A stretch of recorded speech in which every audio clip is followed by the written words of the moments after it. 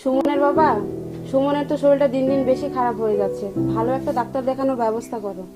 গরু ছাগল তো সবই বিক্রি করে দিলাম, ডাক্তারও ঢাকা গিয়ে দেখাইলাম, পয়সা করে সব শেষ। এখন কি করব তুমি বলো তো?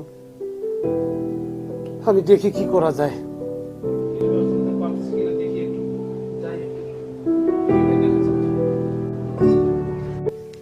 হে আল্লাহ, আর বাচ্চাটাকে তুমি ভালো করে দাও আল্লাহ, ভালো করে দাও। অনেক তো চিকিৎসা করলাম, কিচ্ছু হচ্ছে না। আরে সোহেল, তুমি এখানে বসে আছো কি ব্যাপার? আসসালামু আলাইকুম মেম্বার সাহেব। ওয়ালাইকুম আসসালাম।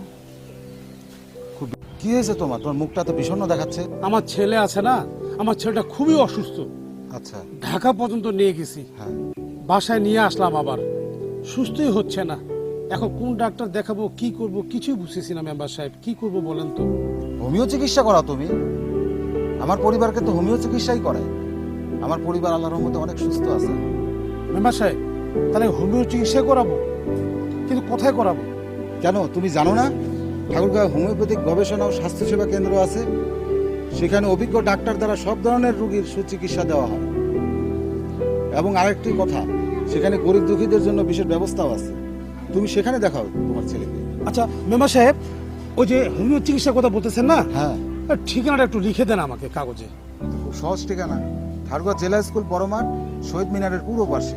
আচ্ছা আচ্ছা, তাহলে আজকে তাহলে আমার ছেলেকে আমি সেখানে তুমি নিয়ে যাবো। তাড়াতাড়ি সেখানে নিয়ে যাও। এই ঠিকানা নাও।